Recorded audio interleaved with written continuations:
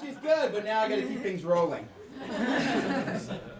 The first handsome gentleman you're gonna see on the stage tonight, you've seen him right here on the Verge stage in Rocky Horror, The Vibrator Play, and Avenue Q, with his story Breaking Up, Picking Up, and Waking Up, Mr. Stephen Harris-Weiel.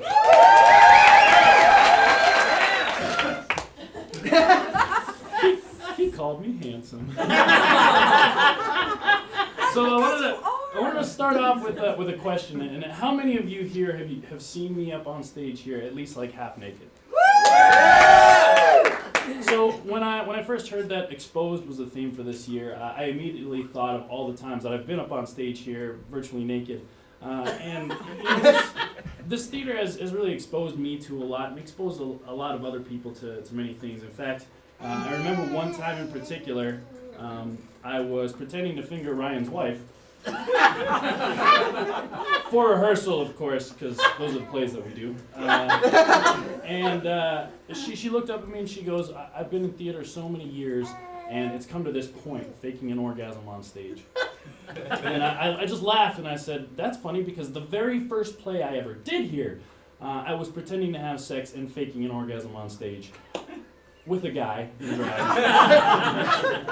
front of my parents and my grandmother, rest her soul.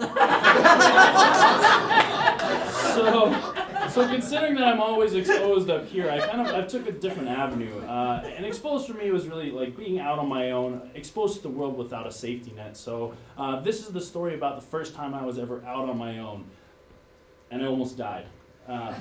So I grew up here in Bozeman, and at the time I was going to MSU, and aside from family vacations, I had really never been outside of Bozeman, so I'd never been out on my own.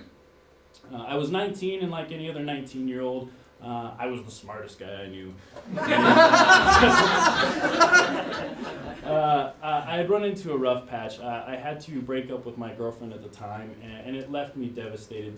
The circumstances surrounding what happened just left me in this really low place. It was definitely the worst time of my life, lower than low. I mean, I was lower than Bush's approval ratings at the end of his term. So in my infinite 19-year-old wisdom, I decided that what would bring me out of this funk was purchasing something. So I went about purchasing a muscle car because I'd always loved muscle cars. My parents had always taken me to car shows. And my grandfather had a car collection as well, so I think I probably had it from him as well. So I did what anybody would do when they're searching for a quality vehicle. I searched on eBay. Of course I wanted like a Chevelle or a Camaro or a Charger, all these big name cars that everybody knows, but I couldn't quite afford that yet. And I never really thought that I could afford a muscle car, but I had a job since I was 8 years old, but now that I was in college, I had a real job where I was making real money as a host, server, and bartender at a restaurant. So with the honestly modest amount of money that I had saved, I decided I was going to buy a muscle car. So in determining what I really wanted but could also afford, I knew it had to be a 1969 Pontiac Custom S. Now the Custom S had a lot going for it. It was a true muscle car, sexy car. It was only made in 1969, so it had this really great uniqueness to it. It was called a Custom S, and my name starts with S. 19-year-old logic. It looks almost identical to a GTO, which is one of those big name cars, and it doesn't have the GTO price tag. So I went about getting a Custom S, and I found one that looked great online. And I went about placing a bid on it, and I won it. And what happened was, I had gone about this so intelligently. I had, bought the car of my dreams off of blurry pictures on the internet.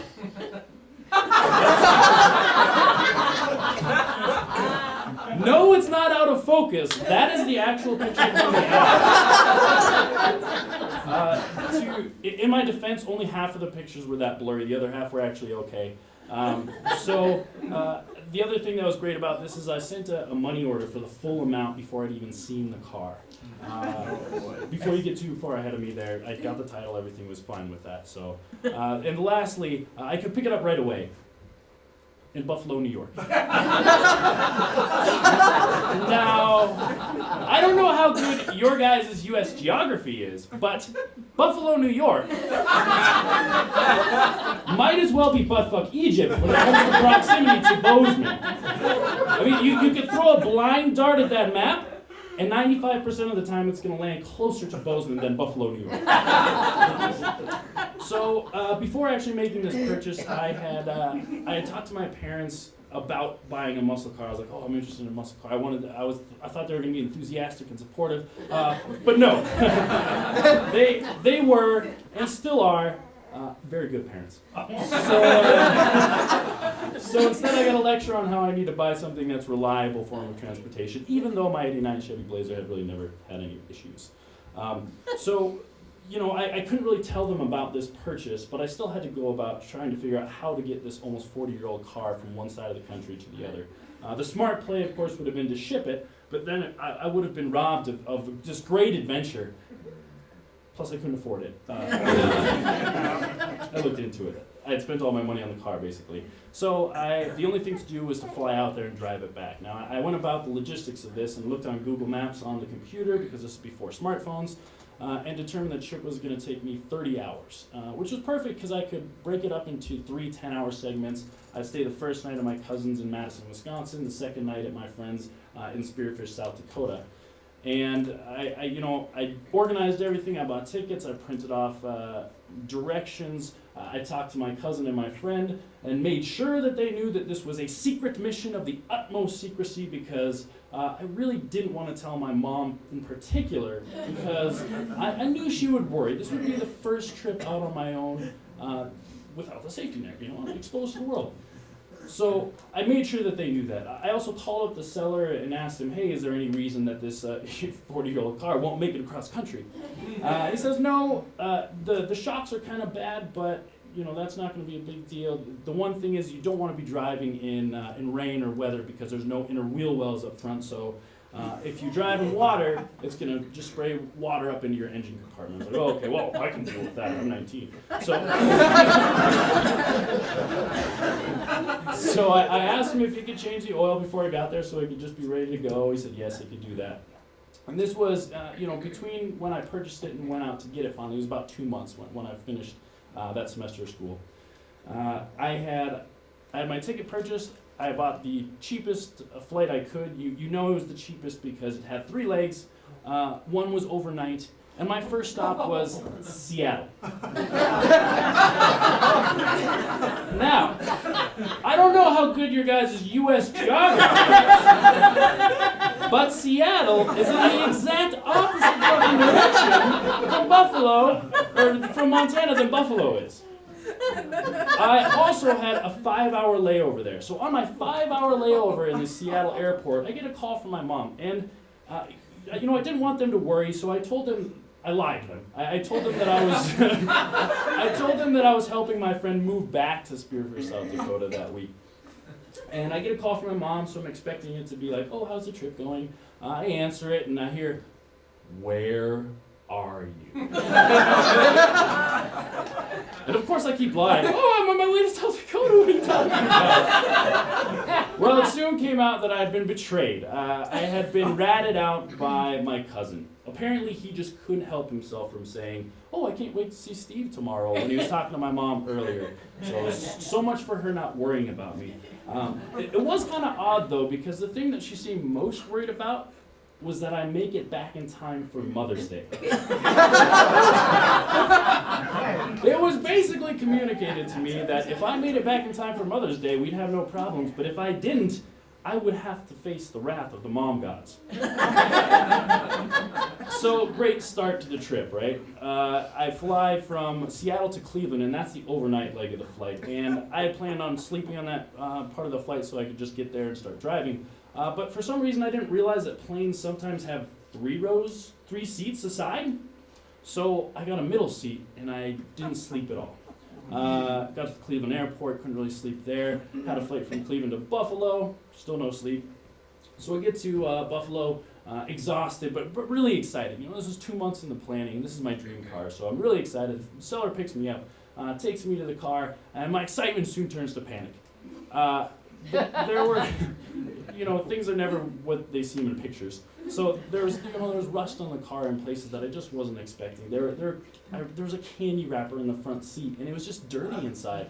And I remember thinking, like, how could somebody sell a car to somebody in this condition and feel good about themselves? I was just shocked, and I was just freaking out. The other thing is he's like, oh, you know how you asked me to change the oil 2 months ago? I didn't have time to do that. So he gave me some directions to a service station, and at this point there was nothing for me to do. I'd already paid for it. I had it registered, so I left. And as I was driving away, I realized two things. One, the speedometer doesn't work. And two, I was in no mental state to take down directions, so I'm just completely lost. I'm lost in Buffalo with this new car. I finally find a service station. I pull in, hoping they can, change the oil for me. And the serviceman comes back and he says, we can't change your oil. So why not? The dipstick is broken off. So we have no idea how much oil we're actually going to be putting in there. And I don't think I said anything. They could just tell how stressed I was. And they said, oh, well, what we'll do is we'll just put the recommended amount in and you can go on your way. That's fine. So cool, do that. I said, oh, but one other thing, we don't have the oil filter for this car. You're going to have to go get that. So they give me some directions to the parts store down the road. And I leave for the parts store. And if you're following the story, you probably realize that my state of mind has not improved. So again, these directions went in one ear, just out the other. I have no idea where I'm at, and I do the exact same thing. I just pull into the next service station, hoping that the dipstick magically regrew itself, because I didn't even tell them about it. So I have to go through the same conversation with them, and luckily this time they actually have the oil filter for my car. So they change the oil.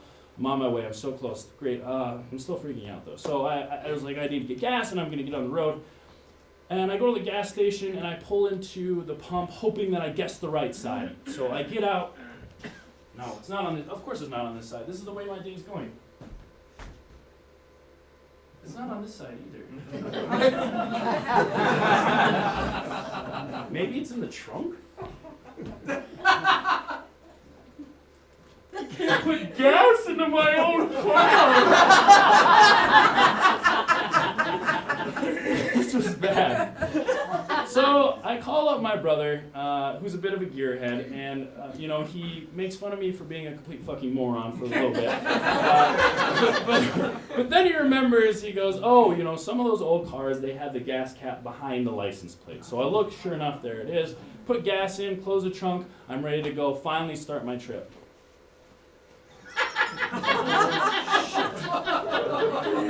Where are my keys? That's right, nowhere to be found. So after searching like a 20-foot radius around me, I searched everywhere, apart from my butthole, for my keys. I could not find them. I determined that I'd locked my keys in the trunk. So I go up to the gas station attendant, and in the most have mercy on me way, I ask him, hey, I locked my keys in my trunk. Is there anything you could do to help me?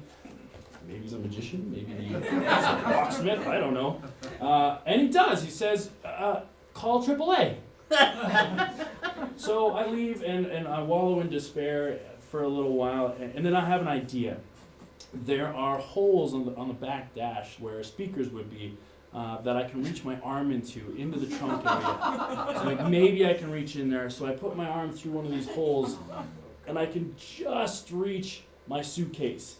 So I pull my suitcase towards me, and sure enough, on top, there are my keys. Victory! Yes! I'm ready to go!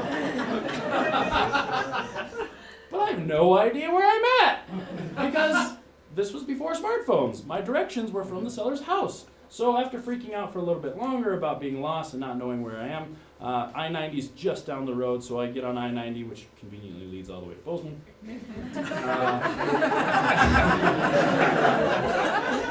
And everything's great, right? I'm past all the hard stuff. Not really. I'm exhausted. I haven't had any sleep. I got speakers plugged into a power converter, hooked up to an MP3 player. I'm calculating my speed using my watch and mile markers because remember the speedometer doesn't work. And you you remember how he said, like, you don't want to drive in rain? There's a storm behind me. So here I am trying to outrun this storm, trying to not to speed and trying to stay awake. And at this point, Mom, I'd like you to close your ears and your eyes, please.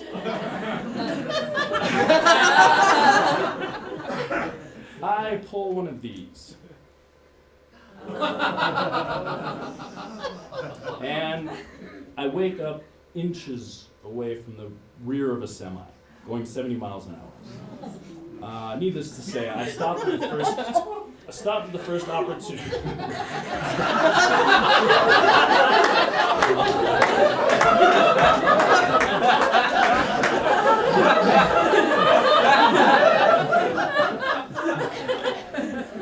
Obviously, she didn't close her R's.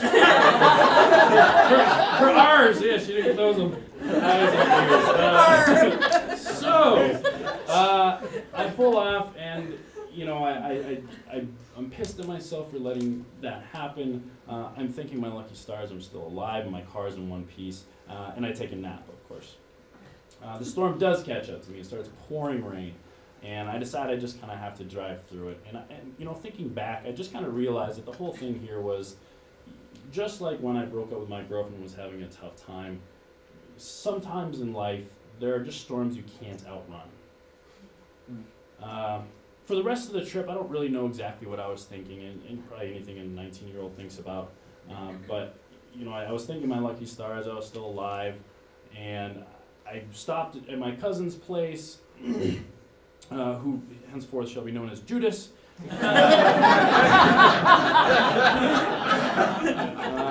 Made it from there to South Dakota, stayed with my friend there. The only other thing that really happened on the trip is I was driving through Wyoming, and I started following this truck because they were going at a decent pace. There was nobody on the road, and I was totally sick of calculating my speed with my watch and mile markers. So I followed them for a couple hours, and I eventually needed gas, and I figured what I would do is I would pass them before I turned off to get gas. So I pull out, and I fly by them. Pull in to get gas. They pulled in to get gas, too. They get out, and I was like, hey, guys, sorry for stalking you the last couple hours, but, my speedometer doesn't work. I was wondering how fast we were going. And he goes, well, we were going 85, 90 on the hills. And I flew by them. This was a good purchase. So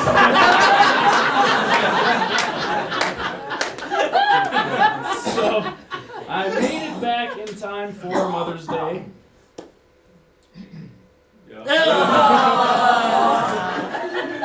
There's my mom, eyes closed as usual.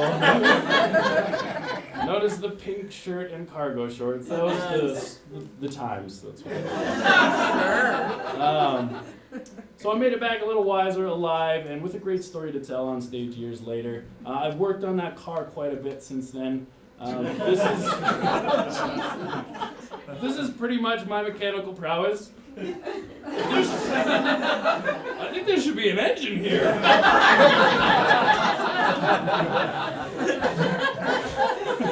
I brought the car to this point today. This is how it looks today. Thank you. And you'd think I'd learned my lesson about buying cars sight unseen, far away, but I did it 2 more times on eBay. And once on Craigslist. But this was the car that started it all, so thank you for listening. I hope you enjoy.